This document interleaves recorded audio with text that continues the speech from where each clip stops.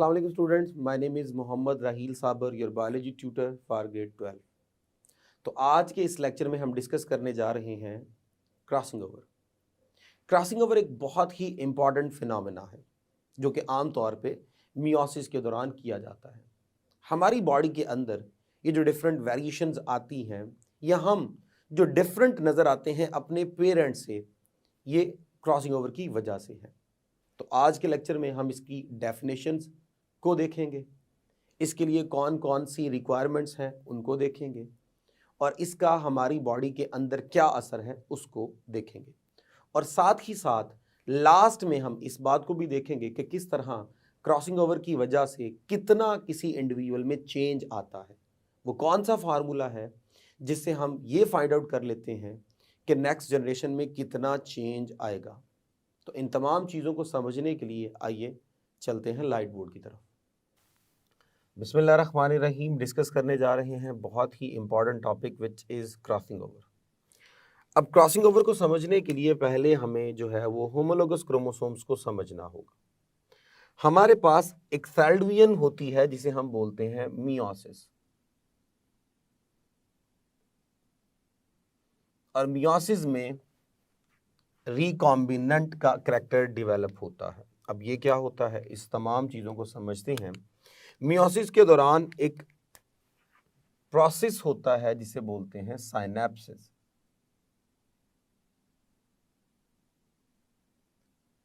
Synapsis कहते हैं formation of homologous chromosome,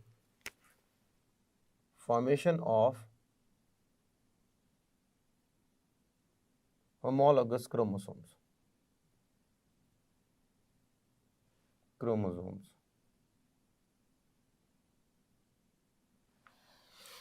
अब सवाल ये पैदा होता है कि होमोलोगस क्रोमोसोम्स क्या होते हैं। तो याद रखिएगा, all those chromosomes, those chromosome which are same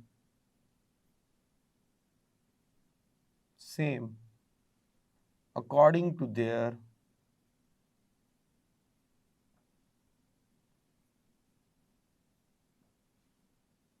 length,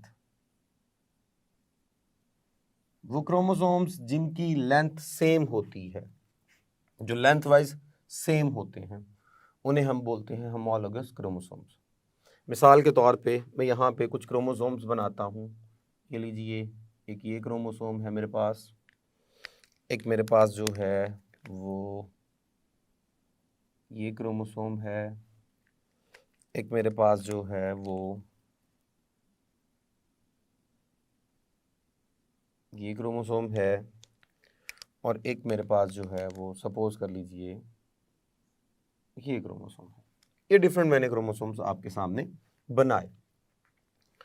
अब इनमें ये वाला और ये वाला, इन दोनों की लेंथ बिल्कुल सेम है।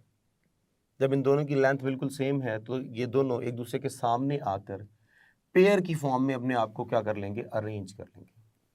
जब ये पेयर की फॉर्म में अपने आप को अरेंज कर लेंगे तो इस प्रोसेस को बोलते हैं साइनेप्सिस, और इन दो सिमिलर क्रोमोसोम्स को हम बोलते हैं होमोलोगस क्रोमोसोम्स। याद रखिएगा, होमोलोगस क्रोमोसोम्स जो होंगे they are similar but not identical. ये सिमिलर जरूर होंगे, यानी इनके ऊपर जीन्स हमेशा सेम होंगे, लेकिन आइडेंटिकल नहीं हो सकते क्योंकि अलील्स क्या हो सकते हैं, डिफरेंट हो सकते हैं। अब ये जो मेरे पास क्रोमोसोम्स हैं, ये लीजिए, यहाँ पे मैं इनको इकट्ठा कर रहा हूँ। ये लीजिए, ये मेरे पास क्रोमोसोम है और ये इसका होमोलॉग है। ये लीजिए, ये मेरे पास, तो ये बनने का प्रोसेस जो है वो साइनेप्सिस कहलाता है। अब हमारे पास एक मरहला होता है जिसे इंटरफेज कहते हैं। इंटरफेज के दौरान क्रोमोसोम्स हमेशा अपनी क्या कर लेते हैं, रेप्लिकेशन कर लेते हैं, और वो डायएड स्टेज पे चले जाते हैं। उससे मुराद ये है कि यहाँ पर हमारे पास इस तरह करके ये स्टेट उनकी जो है वो बन जाती है। यहाँ पे भी ये लीजिए, ये और ये लीजिए।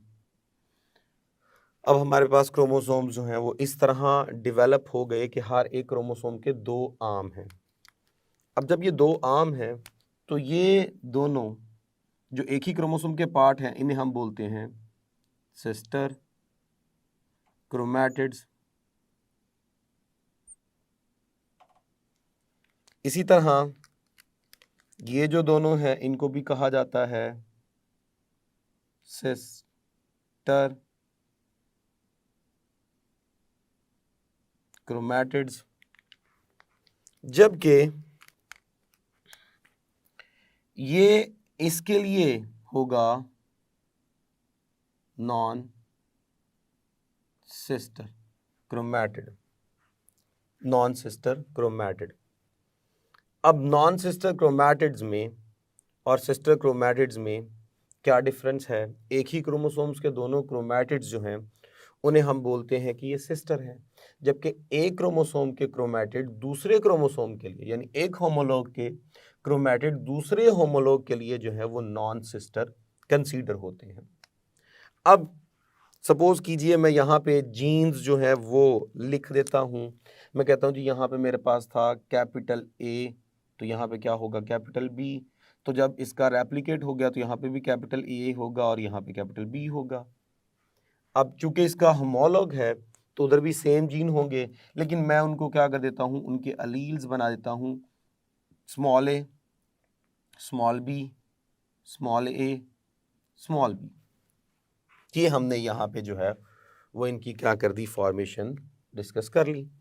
अब हम क्या करते हैं, ज़रा इनकी आगे फॉर्मेशंस को फर्दर अगर हम देखें इसकी फर्दर, तो अब जो नेक्स्ट एक फिनोमिना होना है उस फिनोमिना में हमारे पास होगा क्याज़मेटा फॉर्मेशन।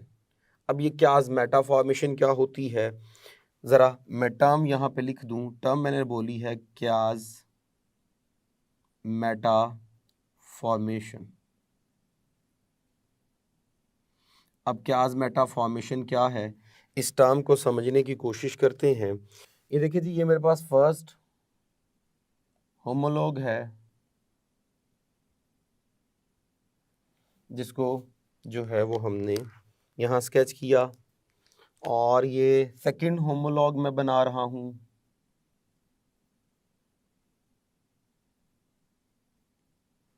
ये लीजिए, अब यहाँ पर इन दोनों के दरमियान ये जो एक्स शेप लिंकेज डेवलप हुई है जो कि है between non sister chromatids of homologous chromosome, उसे बोलते हैं क्याज़मेटा।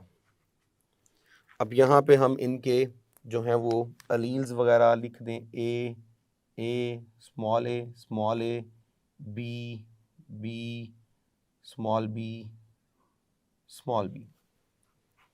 अब जैसे ही दोनों क्रोमोसोम एक दूसरे से सेपरेट होंगे, अब फर्दर इनमें क्या चेंज आएगा, आइए ज़रा उस चेंज को समझने की कोशिश करते हैं।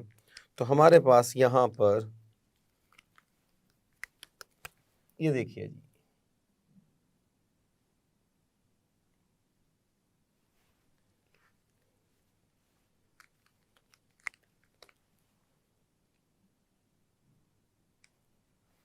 और जो सेकंड क्रोमोसोम था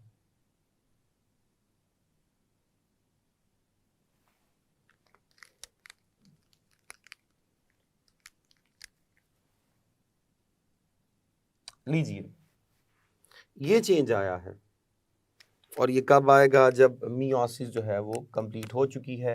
मियोसिस वन जब कंप्लीट हो गई है। अब ज़रा गौर से देखिए, ये मेरे पास था कैपिटल ए, कैपिटल बी, अब की बार यहाँ पे आ गया स्मॉल बी। ये था स्मॉल ए, स्मॉल बी, और अब की बार यहाँ पे आ गया कैपिटल बी। तो क्या हुआ, होमोलोगस क्रोमोसोम्स जो हैं वो एक दूसरे के साथ अपना जेनेटिक मटेरियल क्या कर चुके हैं, एक्सचेंज कर चुके हैं। सो हुआ क्या हमारे पास, ये हुआ exchange of genetic material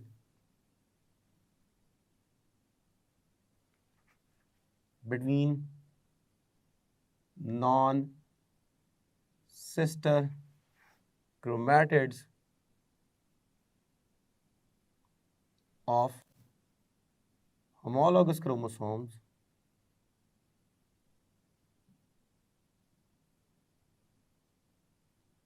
at the point of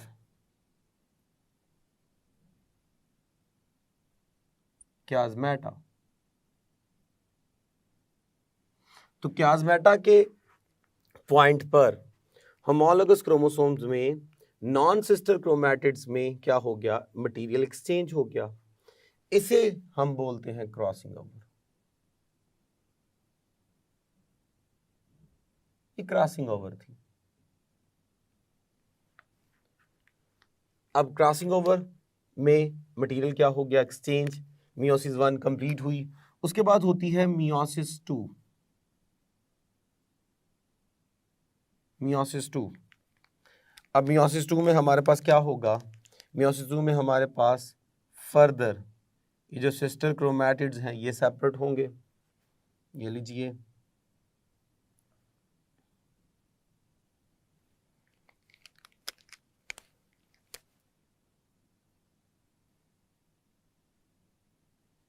ये लीजिए, सिस्टर क्रोमैटिड्स भी क्या हो गए, एक दूसरे से सेपरेट हो गए। और हमारे पास यहाँ पर ये है जी capital A, capital B, capital A, small B, small A, capital B और स्मॉल ए, स्मॉल बी। अब आप गौर करें, ये हमारे पास ये वाला और ये वाला, ये दोनों जो है वो पेरेंट लाइक है, जबकि ये जो दोनों हैं, ये और ये चेंज हो गए हैं। इनको हम बोलते हैं recombinant type. Recombinant type genetic material क्या हो गया, रीअरेंज हो गया, रीशफल हो गया due to the help of crossing over. तो क्रॉसिंग ओवर का मेन पर्पस क्या होता है, इसका मेन पर्पस होता है टू प्रोड्यूस रिकॉम्बिनेशन डेवलप करना। अब रिकॉम्बिनेशन में होता क्या है, रीअरेंजमेंट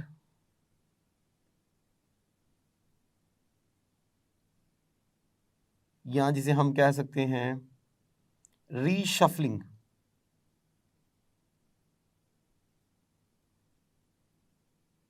ऑफ जीन्स और अलील्स। तो अलील्स की, जीन्स की क्या हो गई, रीशफलिंग हो गई, रीअरेंज हो गए, जिसे हम कहते हैं कि रिकॉम्बिनेंट। अब इससे बेनिफिट क्या होता है, इससे बेनिफिट ये होता है कि प्रोड्यूस वेरिएशन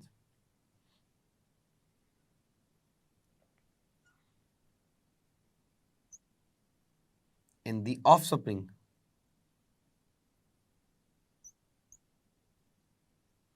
तो नेक्स्ट जनरेशन के अंदर जो है वो क्या पैदा होती हैं, वेरिएशंस पैदा होती हैं, चेंजेस आती हैं। उन चेंजेस से क्या होता है, new features are developed.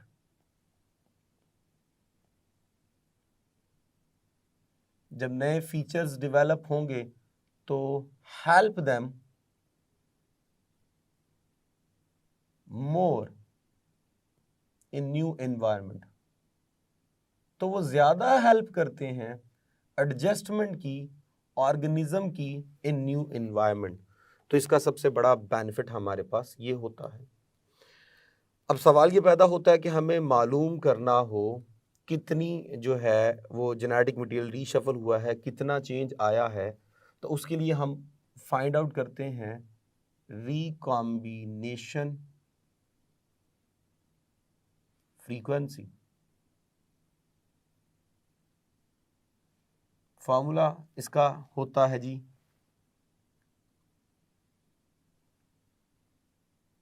Recombinant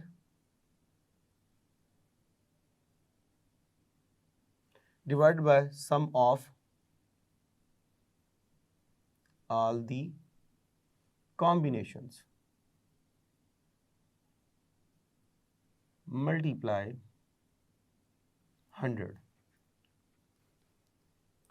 तो मल्टीप्लाई 100 और sum of all the recombinant, ये हमारे पास जो है इसका फॉर्मूला होता है। आइए ज़रा इसको जो है वो फर्दर ड्रा करने की कोशिश करते हैं और इसको कंक्लूड करने की कोशिश करते हैं। सपोज़ कीजिए ये मेरे पास है ए बी एक गैमीट, और दूसरी तरफ मेरे पास जो है वो 4 टाइप्स के गैमीट्स ले लीजिए। एक मेरे पास है ये कैपिटल ए, कैपिटल बी, फिर मेरे पास यहाँ पे एक रिकॉम्बिनेंट डेवलप हो गया। ये ऐसा करते हैं, इसको जो है वो डिप्लॉयड फॉर्म में मेंशन कर लेते हैं। ये देखें ये मेरे पास ये डिप्लॉयड फॉर्म में है, ये लीजिए।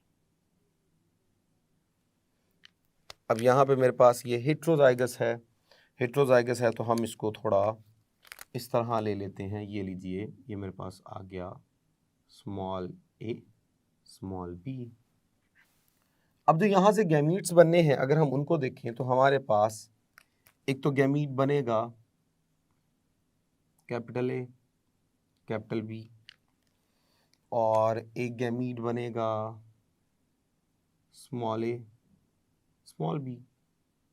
और दरमियान में जब क्रॉसिंग ओवर होनी है तो उसकी वजह से भी जेनेटिक मटेरियल चेंज होना है, तो वो कुछ इस तरह से होगा, small A with capital B, और ऊपर जो है वो है जी capital A with small B. तो ये हमारे पास जो है वो कॉम्बिनेशंस आने हैं। अब यहाँ पे हमारे पास जो गैमीट बनेगा वो बनेगा, ये देखिए जी, एक ही तरह के गैमीट्स बनेंगे सारे, स्मॉल ए स्मॉल बी। अब ज़रा इनकी फ्यूजन करवाते हैं विद दीज गैमीट्स। तो आइए जी, हमारे पास ये सब के अंदर ये लीजिए, ये और ये सब के अंदर कॉमन है जी A B A B A B A P. और फ्यूजन के बाद ये कैपिटल ए और capital B, capital A capital B, small B small A small A small B. ये हमारे पास हुआ रिसीव जब ये इन्वॉल्व हुआ, ये वाला गैमीट इन्वॉल्व हुआ इन सब के साथ। अब टोटल हमारे पास चूँकि 5 गैमीट्स इन्वॉल्व हैं, एक ये और 4 ये जो पॉसिबिलिटीज़ हैं, तो 100% पे कन्वर्ट करने के लिए हम इन सब को जो है वो 20% 20% 20% यानी इक्वल हम इनकी क्या कर देते हैं, डिस्ट्रीब्यूशन कर देते हैं।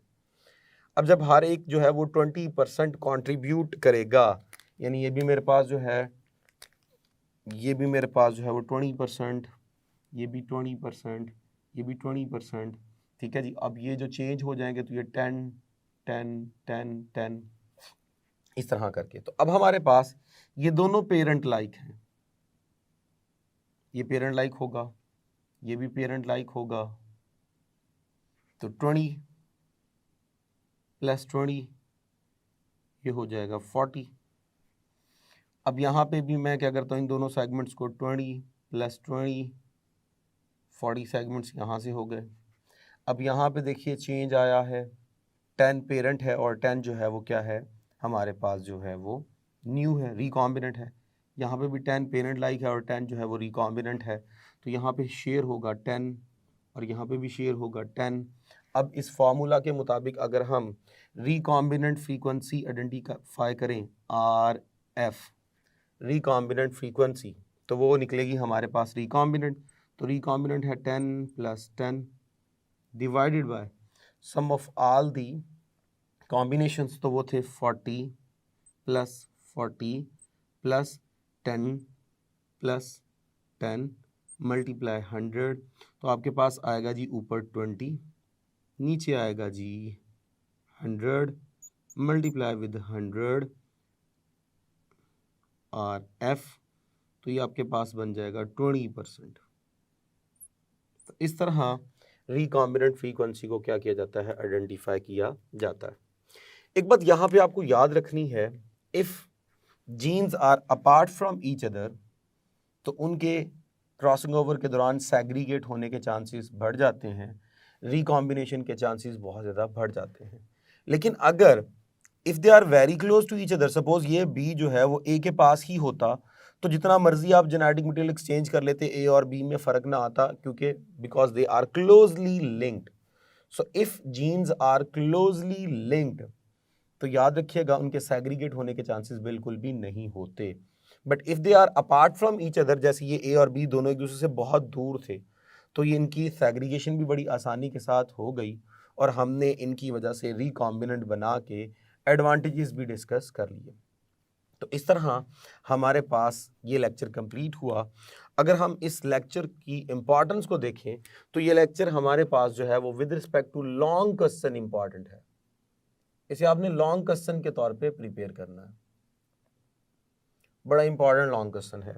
और अगर हम इसमें से शॉर्ट क्वेश्चंस निकालें तो एक तो ये शॉर्ट क्वेश्चन बनता है फॉर्मूला, एक हमारे पास क्याज़मेटा फॉर्मेशन की डेफिनेशन शॉर्ट है, इसकी डेफिनेशन शॉर्ट क्वेश्चन है, साइनेप्सिस शॉर्ट क्वेश्चन है, और इम्पॉर्टेंस क्या है जी क्रॉसिंग ओवर की, ये भी हमारे पास जो है वो क्या बनता है, शॉर्ट क्वेश्चन बनता है। तो इस तरह इस लेक्चर में मैंने आपको शॉर्ट लॉन्ग तमाम चीज़ें जो है वो डिस्कस कर दी। होप सो आपको समझ आई होगी। अब तक के लिए इतना ही, इजाज़त दीजिए for next lecture. Thank you very much. अल्लाह हाफिज़।